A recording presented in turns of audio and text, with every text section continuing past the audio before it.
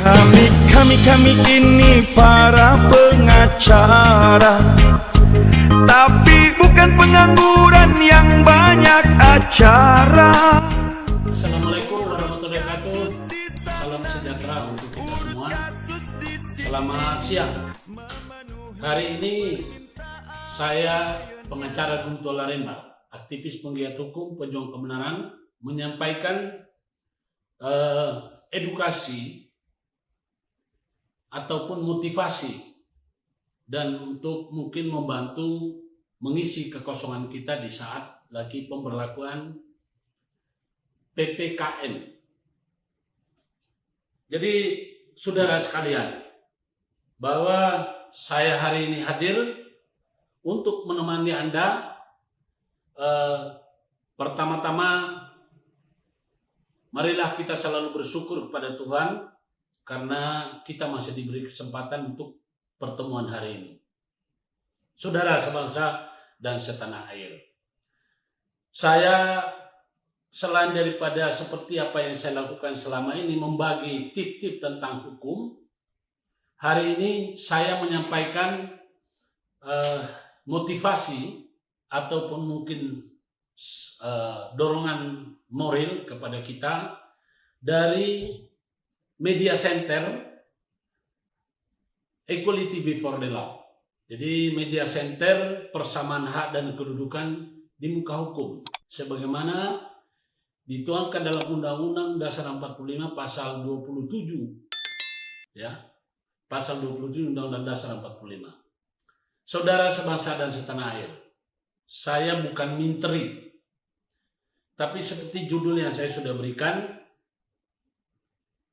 teori sukses menghadapi penyebaran virus COVID menurut para ahli kesehatan dan pengalaman para penderita yang sudah berhasil sembuh dengan cara berbagai macam cara. Nah, beberapa cara akan saya sampaikan hari ini, ya, dari rangkuman semua. Mudah-mudahan ini adalah merupakan bagian daripada edukasi dan motivasi, bukan provokasi. Saya selalu hadir dengan tujuan kebenaran. Sebagai aktivis penggiat hukum dan pejuang kebenaran, tentu saya selalu berusaha untuk menampilkan hal-hal yang benar. Benar dan tidak membohongi. Ya, bahwa teori menghadapi virus sebetulnya intinya ada dua. Satu, menghindari agar tidak tertular, baik diri kita maupun orang di sekitar kita. Kedua, melawan ketika kita terkonfirmasi positif COVID. Jadi itu yang saya perlu sampaikan kepada kita. Bahwa untuk menghindari itu, ya tentu kita membutuhkan 5 langkah. Jadi cara menghindar COVID-19 melalui 5M menurut saya. Kalau selama ini yang populer itu 3M. Saya menambahkan 2. Pertama, selalu memakai masker baik di dalam rumah maupun di luar rumah. Ya, terutama di luar rumah. Kemudian selalu mencuci tangan sebelum kita bepergian maupun sesudah kita bepergian. Jadi pulang ke rumah atau masuk kantor atau memegang sesuatu, selalu usahakan cuci tangan. Kemudian ketiga, selalu menghindari kerumunan. Nah, kerumunan itu sekarang ini potensi kerumunan banyak, usahakan dihindari. Saya melihat dengan adanya pembatasan, penyekatan jalan-jalan, itu telah secara otomatis menciptakan kerumunan. Karena itu mungkin perlu lagi diperhatikan oleh para pemilik kekuasaan untuk mengatur sebaik mungkin sehingga tidak terjadi kerumunan. Ya. Lalu adanya vaksin massal. Ini juga saya lihat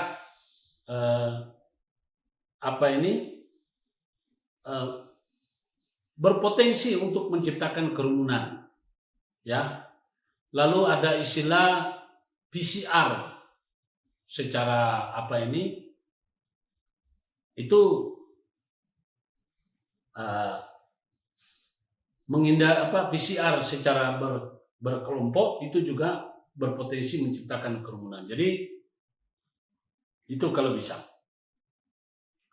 Dalam rangka menghindari kerumunan, ya banyak sebetulnya ke pasar-pasar, ya kalaupun terpaksa kita ke pasar, usahakan ya selalu tetap taat pada protokol kesehatan, ya. Kemudian yang mungkin satu hal yang kadang-kadang disepelekan, menghindar dari COVID, ya. Ini adalah selalu mengajak orang di sekitar kita untuk melakukan 5M, yakni memakai masker, mencuci tangan, menghindari kerumunan, mengajak orang lain untuk mengikuti untuk melaksanakan 5M. Yang kelima adalah memotivasi orang untuk tetap semangat. Jadi cara menghindari COVID itu, kalau yang selama ini populer adalah memakai masker, mencuci tangan, dan menghindari kerumunan, saya dalam hal ini menambahkan bahwa kita senantiasa mengajak orang di sekitar kita, keluarga kita, tetangga kita, sahabat kita untuk ikut seperti 5M. Lalu memotivasi orang untuk tetap semangat. Jadi kalau saya lihat di sana sini kan banyak orang yang cenderung pasrah, bahkan menakut-nakuti. Ya boleh-boleh saja, sepanjang itu maknanya positif. Tapi kalau sudah kepada negatif, terlebih-lebih menjadi provokator, ya bahwa ya mohon maaf, saya ingin menyampaikan di sini untuk para ustadz pemuka agama, tolong jangan terlampau banyak menjadi provokator. Karena saya lihat ada kecenderungan ini para ustadz para ustadz itu atau mubalik itu memberikan ceramah berlebihan, mengatakan bahwa tidak dengan pembatasan sholat, ya pembatasan sholat seolah-olah lebih takut pada penyakit daripada pada Tuhan. Beribadah itu kan tidak harus di masjid, tidak harus berkerumun, ya kan? Tetapi ketika memang kita harus menghindari, jangankan bilang kita manusia biasa, Nabi Muhammad aja yang boleh bilang wali Allah, yang boleh dibilang kekasih Allah, juga takut. Ketika ada perang, masa dia karena lebih percaya, tidak akan mati. Loh kenapa Nabi Muhammad ketika perang Badar dia harus bersembunyi bersama sahabat-sahabatnya? Ya. Jadi bukan berarti kita ini dekat sama Allah lantas kita nekat, bukan itu. Jadi mohonlah para ustadz-ustadz ini lihat dampaknya. Kalaupun Anda memang tidak setuju, jangan disampaikan melalui sosial media dan jangan memprovokasi orang. Jangan divideokan. Anda silakan one by one ketemu orang, memotivasi. Tapi kalau Anda ini seolah-olah Anda menjadi provokator kepada para keamanan, saya ini sebagai penggiat hukum, pejuang kebenaran. Kalau melihat daripada cara-cara para ustadz begitu, tolong Pak, ditertibkan itu. Itu mereka menjadi istilahnya menambah kekacauan. Bisa menciptakan suatu keonaran. Bisa menciptakan masyarakat jadi antipati pada pemerintah. Coba lihat di sana sini. Orang sekarang berteriak-teriak, ya, masalah perut lapar. Memang iya, saya mengerti. Lebih baik kita sampaikan secara baik melalui pada wakil-wakil kita atau melalui orang-orang yang mengerti, daripada kita protes seolah-olah kita mau jadi pahlawan kesiangan di tengah COVID ini. Jadi mohon kepada masyarakat yang memang mengalami atau terdampak dengan COVID ini, tolong kita hindari menjadi provokator, ya. Terlebih-lebih seolah-olah Anda ini sudah merasa paling benar. Jadi tolong hindari. Saya jujur aja lihat daripada banyaknya orang yang seolah-olah mentah-mentah mereka merasa benar, akhirnya mereka ini sudah tidak peduli lagi dengan orang lain. Ya, jadi tolong, saya dalam rangka ini tidak memberikan provokasi, tapi saya ingin menyampaikan sesuai dari artikel yang saya kumpulkan dari satu pendapat yang benar, dari pendapat yang benar yang lain yang saya kumpulkan. Bahwa teori sukses menghadapi penyebaran virus corona menurut para ahlinya dan orang-orang yang sudah berpengalaman, artinya para penderita yang berhasil sembuh dengan COVID, itu hanya ada dua cara. Satu, menghindari agar tak tertular. Kedua, melawan ketika terkonfirmasi positif. Nah, yang saya barusan sampaikan ini cara menghindari, ya, cara menghindari. Cara menghindari yang tadi ini ada 5M itu. Satu, selalu memakai masker, selalu mencuci tangan, mau setiap pulang ke rumah atau memegang benda-benda. Kalau bisa dihindari juga ketika Anda mau memasukkan atau menyentuh hidung pakai tangan, kalau Anda belum cuci tangan, dilakukan dulu ini cuci tangan.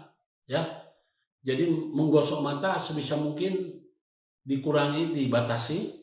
Ya, menggosok mata, kalau perlu gosok tangan pakai tisu, ya, pakai alat tisu baru gosok, sehingga tidak berhubungan langsung atau tidak kontak langsung dengan tangan. Kemudian ketika Anda mau makan, ya kita kan sudah diberikan panduan bahwa selalu cuci tangan. Ya, saya lebih setuju kalau misalnya para ustadz ini memberitahukan atau mengajarkan kepada masyarakat, terutama Muslim, bahwa sebetulnya konsep wudhu itu sudah merupakan teori 3M.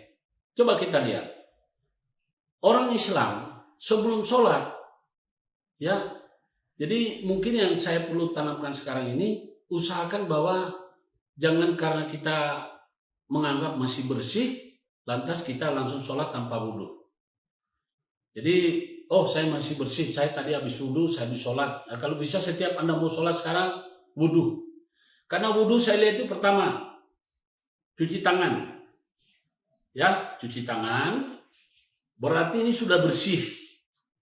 Nah, kemudian cuci mulut, kumur-kumur. Lalu cuci hidung. Ya, cuci hidung, apa istilahnya hidung, dibersihkan.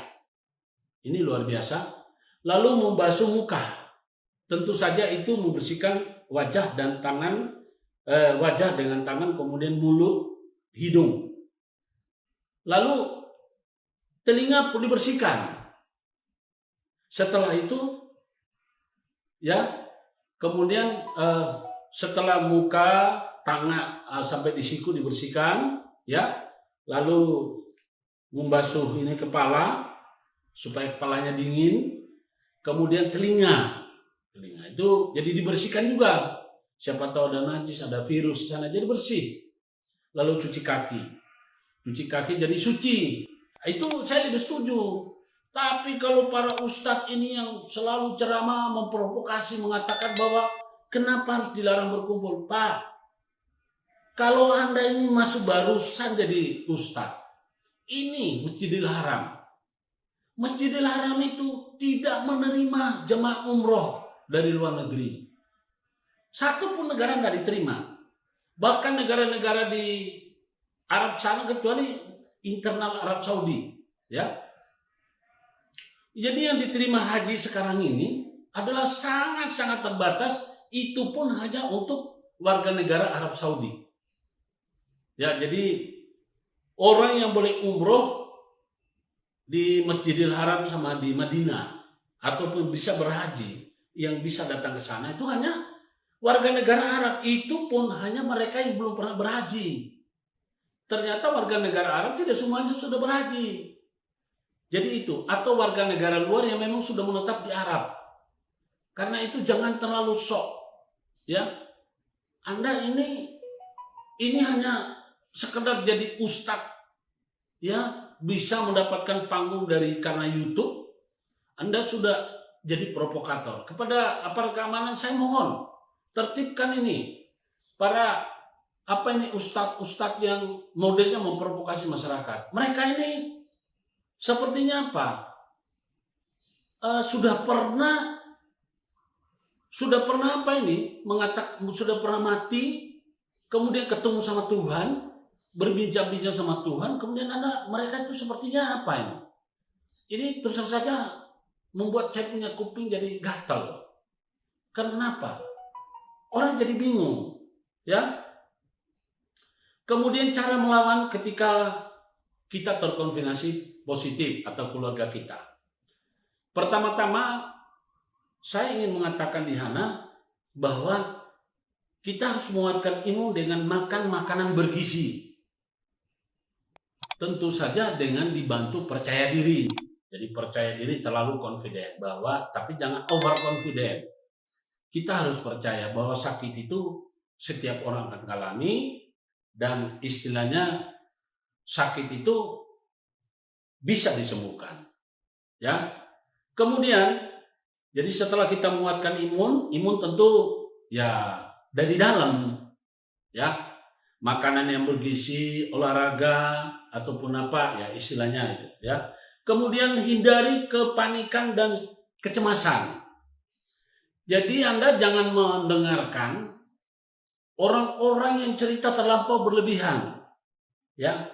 Kalau bisa Anda begitu mendengarkan ceramah-ceramah yang bisa memacu kekesalan Anda, udah matikan aja itu acara, pindah ke acara yang lain. Terutama provokator dari ustadz kambuhan. Saya melihat ini kebanyakan ustadz yang apa ini. Mereka baru lahir kemarin, sudah coba apa? Sudah mempengaruhi orang. Padahal itu Profesor Dr. Khairai Syihab ketika dia diwawancara sama Mata Najwa terkait dengan takut pada Tuhan. Kalau kamu takut pada Tuhan, ya kamu harus ibadah, ya kan?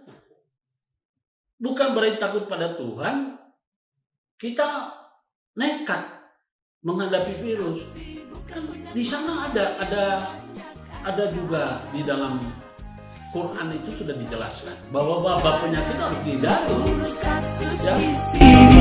Memenuhi permintaan